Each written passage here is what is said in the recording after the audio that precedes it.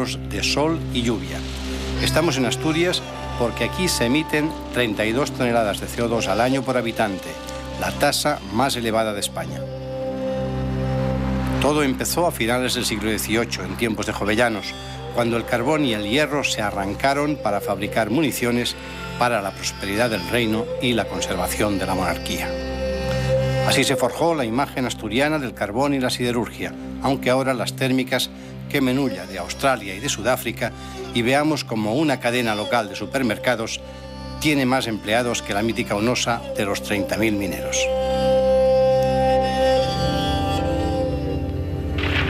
Hay un consenso científico mundial. La ONU lo rubrica.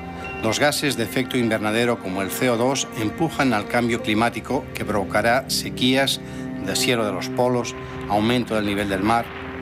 Casi siempre la catástrofe se nos presenta lejana en el tiempo y en el espacio, imágenes controladas dentro de un televisor que no identificamos como algo cercano.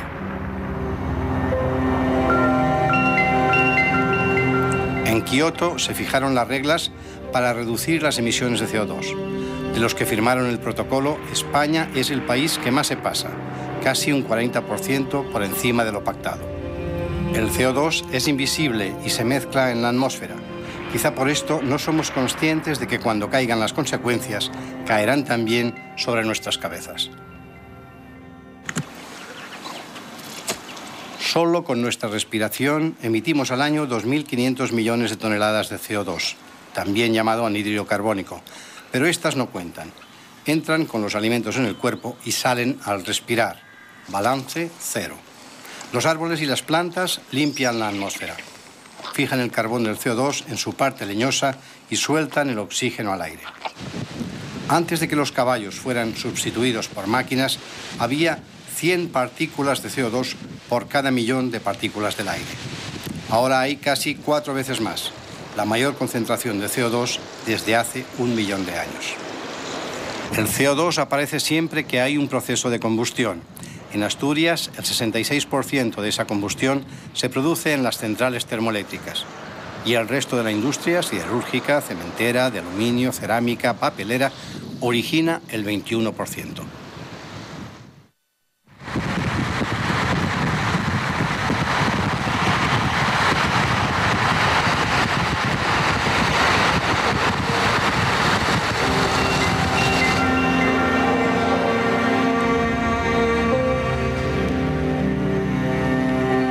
Cada kilovatio generado en una central térmica de carbón emite 1 kilo de CO2 a la atmósfera.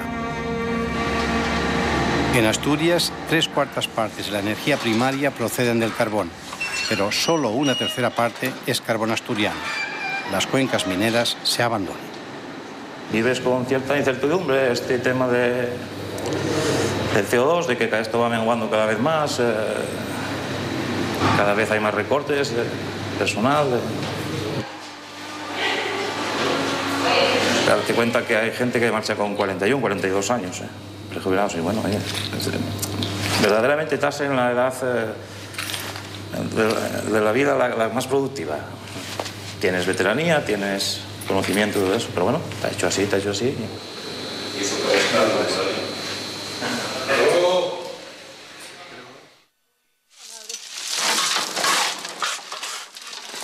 El reparto del Vale del Carbón en la mina Candín de Langreo pertenece casi a la arqueología tradicional de las cuencas asturianas.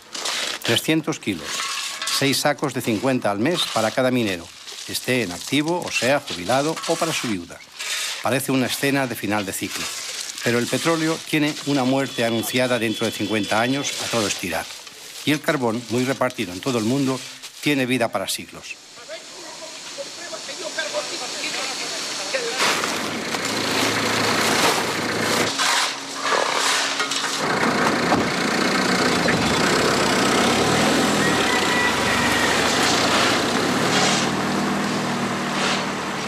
De momento, Jesús, minero desde los 16 años, no renuncia a sus sacos de hulla, con los que cada día calienta la chapa de la cocina y los cacharros que se planten encima.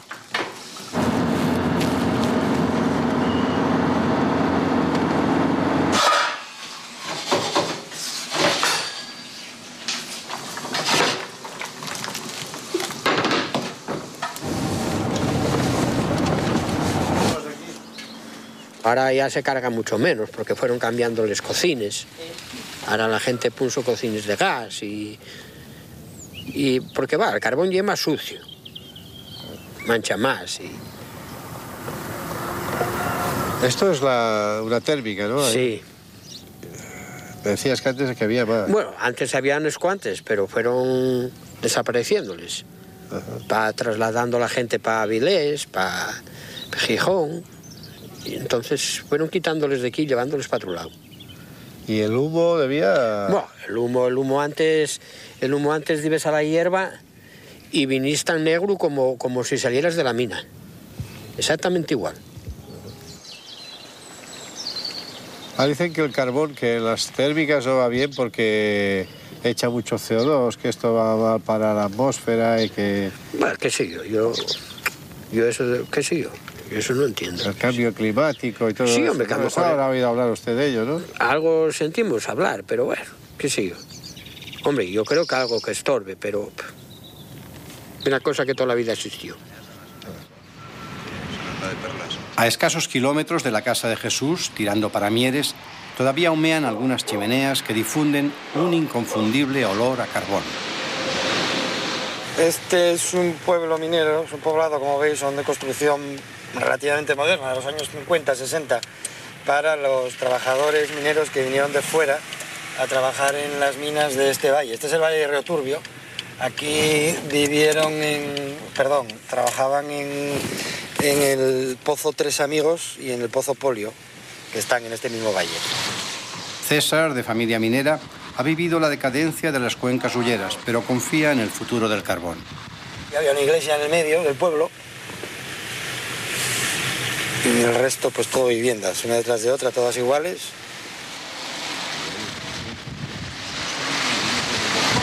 Había muchísimos negocios, tiendas, bares, actividades deportivas, culturales.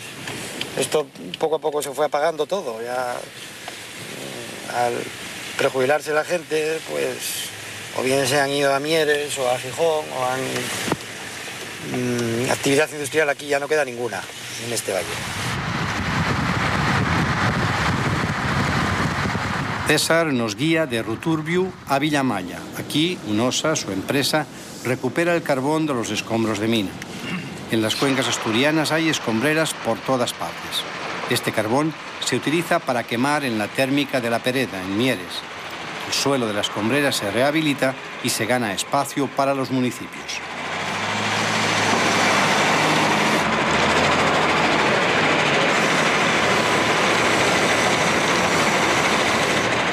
¿Cuántas escombreras puede haber como esta en Asturias? ¿Decenas? Decenas, cientos? no tengo ni idea, pero decenas seguro. Porque alrededor de cada mina pueden ser más grandes o más pequeñas. Aquello que está enfrente de la carretera es escombro también. Si lo veis, lo que pasa que es lo mismo, veis que está el perfil negro, hay arbusto por ahí que ha crecido naturalmente y que esta escombrera se dividió para hacer esta carretera, hace ya 30 o 40 años, no sé cuánto.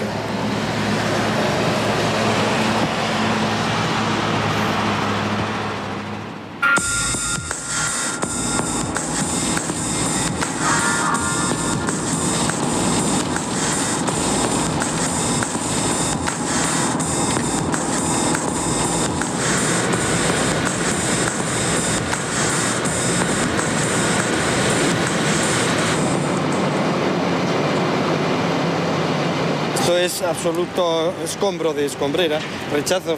Se ve aquí que es, no sé, esto es una pizarra clarísima, ¿no? Ahí se ve claramente, tú lo tocas y lo sacudes, como está húmedo, sí te ensucia un poco la mano, pero bueno, es más que nada por la humedad o por la propia tierra. Y aquí podemos ver la diferencia. Claro, aquí por el contrario, si coges el carbón, porque esto es carbón, es un carbón pobre, un combustible pobre, pero se ve como tizna la mano, no es como el otro que te la dejaba húmeda, pero la puedes limpiar. Aquí queda negro del propio carbón. A esta mezcla, en la Pereda, le añaden también piedra caliza. Así, después de la combustión, las cenizas se comportan como el cemento y se usan de base en las carreteras. Además, el sistema de combustión, que es distinto de otras centrales térmicas, reduce los gases de efecto invernadero.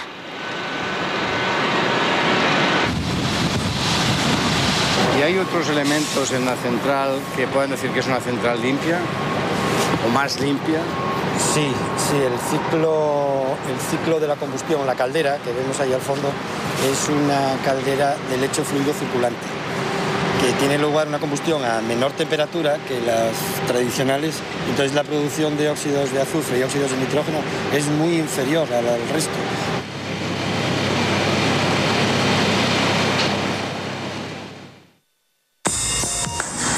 Pequeños avances como los de esa central no solucionan el problema del CO2. Los esfuerzos se centran ahora en cómo capturar el gas y poderlo almacenar para evitar su difusión en la atmósfera. Cuando funcione el proyecto que está en marcha, las primeras pruebas preindustriales se harán precisamente en La Pereda.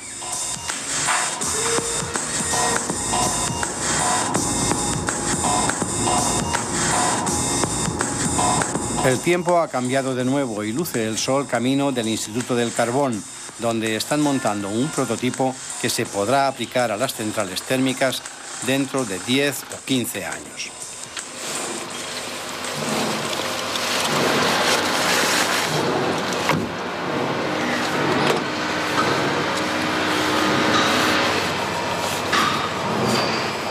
El responsable del proyecto, Juan Carlos Abanades, nos cuenta que se financia a través de fondos europeos. Un presupuesto de menos de 200.000 euros que puede ahorrar millones de toneladas de CO2 al aire en el futuro. La gente que entiende de esto sabe también que en otros sitios de Europa, ¿no?, con cuencas sedimentarias, tiene que haber formaciones similares, ¿no? Sí, aquí lo tenemos preparado ya para los resultados. Esta tecnología tiene una gran ventaja respecto a otras tecnologías de captura, y es que se puede aplicar de hecho a tecnologías existentes, a centrales térmicas existentes sin modificarlas demasiado, Pero claro, el equipo nuevo, el de captura, que acaba siendo tan grande como la propia central en tamaño y casi en coste, ese sí que hay que instalarlo nuevo, claro. A pesar de ser una opción cara, no es tan cara, es la menos cara de las opciones a lo grande, ¿no?, para reducir emisiones de CO2. En los humos de combustión tú tienes un 10 o un 15% de CO2 y tu objetivo es obtener ese CO2 en forma pura para después almacenarlo. Entonces, para conseguir eso, lo que utilizas es cal, que es capaz de reaccionar con esos humos y formar carbonato y transportar ese CO2 ya en forma de carbonato a otro sitio donde con calor eres capaz de liberarlo de nuevo en condiciones ya de alta pureza. Retornando, por supuesto, la cal a coger más CO2 al reactor inicial. Este es un proceso sin fin. Entra la cal, eso es, se mezcla con los humos, se calienta, captura el CO2, luego se calienta de nuevo, suelta el CO2 por arriba y vuelve a empezar la exactamente, es cíclico. Bueno, una vez que el CO2 lo tienes aquí en condiciones ya de alta pureza, es relativamente fácil y con tecnologías ya muy conocidas en otras aplicaciones, comprimirlo, transformarlo en un líquido, en algo muy parecido a un líquido, que ocupa por tanto unas 1000 veces menos volumen que en forma gaseosa. Y cuando ya lo tienes en esas condiciones, pues ya es de nuevo bastante fácil para el que sabe hacerlo, ¿no?, literalmente sepultarlo en una formación geológica profunda.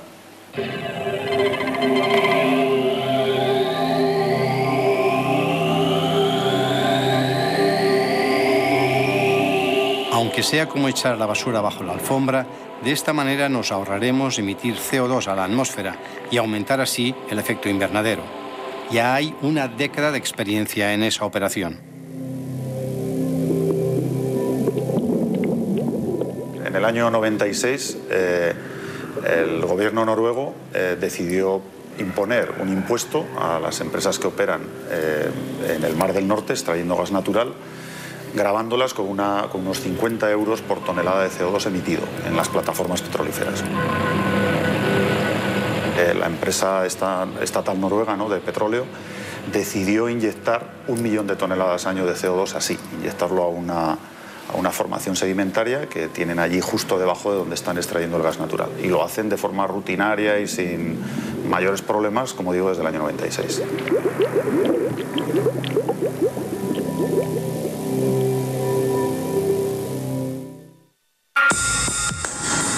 En el caso de Asturias, este almacén para el CO2 se busca en capas sedimentarias cerradas que normalmente contienen salmueras y son abundantes en la península ibérica.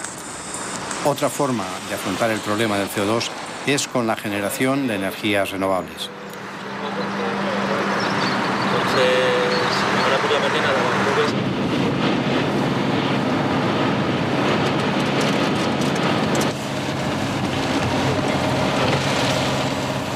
En Asturias, Electra Norte solo genera electricidad verde. José Quirós nos lleva a Boal, en la raya de Galicia, al parque eólico de Penauta. Aquí, claro, llueve otra vez y el viento sopla casi demasiado para los molinos.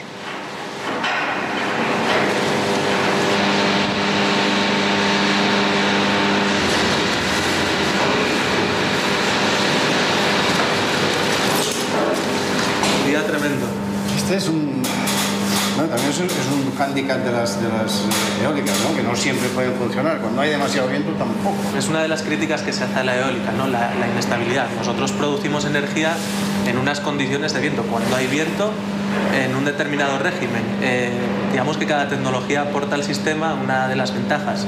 Nosotros lo que decimos también es que frente a otras tecnologías nosotros somos mucho más limpias, menos contaminantes, tampoco emitimos CO2. Hay mucho campo para la eólica en Asturias, concretamente todavía, que es la zona donde trabajáis vosotros. Aquí, que estamos en un parque pequeñito de 7 máquinas, producimos energía para casi 6.000 familias y es un parque de 6 megavatios. Si eso lo multiplicamos pues, por 10 o casi por 20, que sería la capacidad que se estima que puede haber en esta zona, digamos que el potencial es alto. Un cliente que contratase los servicios de Electra Norte siempre tenía la garantía de que estaba contratando con una empresa limpia y que si al final de todo este sistema se generaba un euro, era un euro que única y exclusivamente se podía destinar a reinvertir en renovables. Es decir, nosotros no íbamos a utilizar ese euro para el mantenimiento de una central nuclear ni para el mantenimiento de una térmica. José habla en pasado porque Electra Norte ya no vende directamente su electricidad, solo la produce para otros. La estructura del mercado eléctrico en España hace que solo puedan aguantar la comercialización las grandes compañías. Las tarifas que paga el consumidor no cubren los costes, pero el Estado avala a las compañías que emiten títulos para endeudarse. Estos precios bajos están generando un agujero que cada vez es mayor y que lo vamos a tener que pagar nosotros, y desde el punto de vista medioambiental no tenemos que pensar nada más que estos precios bajos lo que están trasladando a todos los consumidores es la señal de que podemos consumir energía y que esta es barata. Y esos precios que nos están trasladando no reflejan los costes. En condiciones óptimas de viento, la energía eólica en España genera una cuarta parte del total de la electricidad. En Asturias no llega al 2%. Aquí las térmicas producen casi el 90% de la energía eléctrica. Por eso es tan importante la captura y almacenamiento del CO2.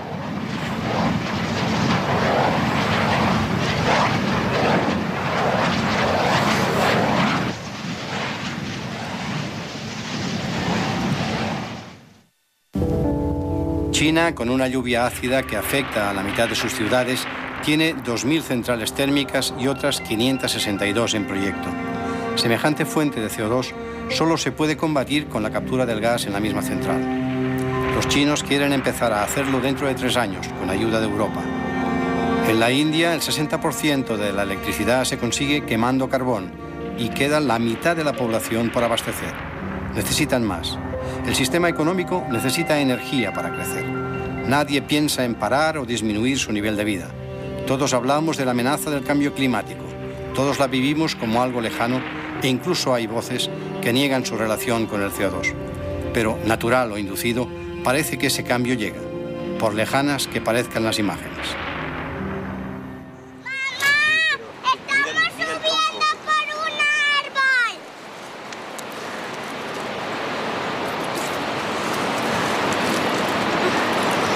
¡Mira, mamá! ¡Fue muy divertido! Cualquier tarde, en la desembocadura del río Navia, junto al estuario, los niños juegan al borde del agua. Las familias pasean. Hay un parque magnífico entre el río y el mar. Las olas se levantan junto a la pasarela que une el pueblo con la playa. Estamos viendo a nuestros vecinos. Y un reciente informe oficial del Ministerio de Medio Ambiente y de la Universidad de Cantabria nos dice que este escenario relajado puede desaparecer de este lugar. En menos de 50 años, en un cálculo prudente, el agua del mar habrá penetrado lo suficiente para cambiar todo el ecosistema de la ría. Los vientos en ciertas zonas cambiarán de orientación e intensidad. Las dunas costeras se verán afectadas por esta causa y con ellas las playas, ya que son su reserva de arena.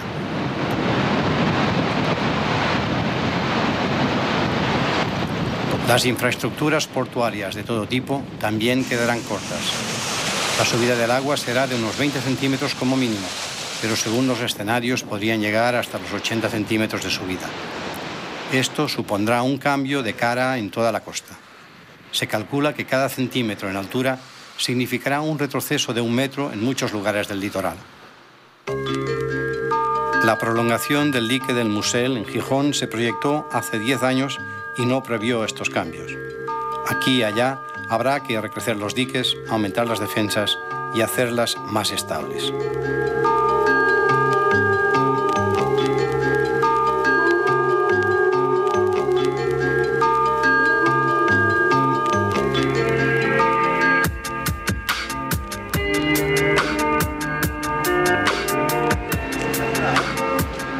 La playa de San Lorenzo, en Gijón, puede servirnos de muestra de este panorama cambiante. En el año 2050, la línea de pleamar de ahora, que llega a romper en la pared del paseo, coincidirá más o menos con la línea de bajamar de entonces. En los días de temporal, no será extraño que las olas lleguen a las mismas puertas de los edificios.